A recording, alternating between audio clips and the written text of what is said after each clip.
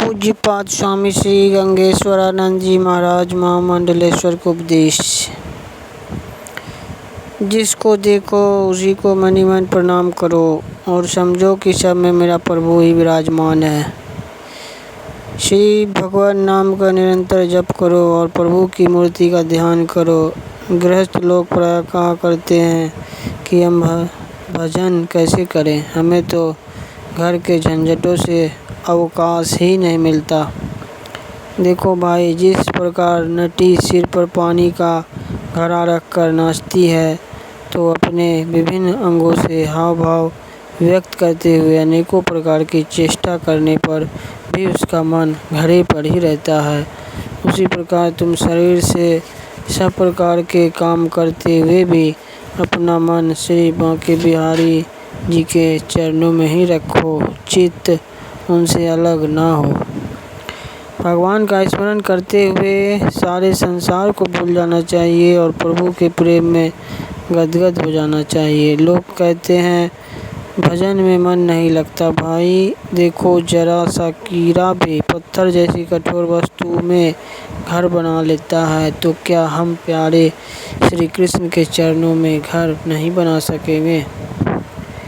हमें ऐसी स्थिति प्राप्त करनी चाहिए जिसमें अनेकों कष्ट पाने पर भी मन स्थिर रहे। हमारे सामने जितने कष्ट आवे उन्हें तप समझना चाहिए। ऐसा मानना चाहिए कि श्री भगवान हमसे तप करवा रहे हैं। बिना तप के मनुष्य की निष्ठा परिपक्व नहीं होती।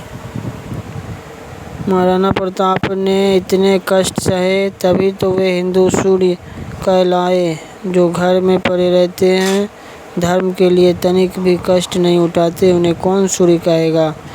राम कृष्ण शंकर दुर्गा सूर्य किसी की उपासना करो, सबका लक्ष्य एक ही है और सभी में मन की एकाग्रता होती है। यदि प्रयत्न करने पर भी मन चंचल रहता है तो घबराओ मत, दृढ़ निश्चय करो कि कुछ भी हो मन को रोकेंगे ही। यदि लगे रहोगे तो एक दिन मन रुक ही जाएगा। विश्वामित्र जी तपस्या करते करते उससे गिर गए, परंतु वे हताश नहीं हुए। उन्होंने फिर उद्योग किया और अंत में अपना लक्ष्य प्राप्त कर ही लिया। श्री कृष्ण डरते रहो, बस यही सार है। भगवान श्री बांके बिहारी जी बड़े दयालु हैं। वे न जाने भक्तों का क्या क्या काम करते हैं। त्रिलोचन भक्त के घर में रहें और नामदेव की छान छवाई। ऐसे कृपालु भगवान को छोड़कर और किसका आश्रय लिया जाए। अपनी भावना को सर्वदा उन्नत बनाना चाहिए, कभी नीचे की ओर नहीं देखना चाहिए। मकड़ी जाले के आश्रय ही नीचे उतरती है और फिर उसी को पकड़कर ऊपर चढ़ती है। उसी प्रकार तुम लौकिक नाम रूप की आसक्ति से नीचे गिरे हो, अतः भगवदीय नाम रूप के आश्रय ही ऊपर चढ़ो। निरंतर भगवान का नाम लो और उनके रूप का चिंतन करो। एक बार स्वामी श्री राम तीर्थ जी से किसी अंग्रेज महिला ने कहा था कि महाराज, यदि आप कहे तो मैं आपके लिए एक बंगला बनवा दूं। तब स्वामी जी ने कहा, तुम राम को एक छोटे से बंगले में लाना चाहती हो, उसका तो यह सारा संसार ही बंगला है।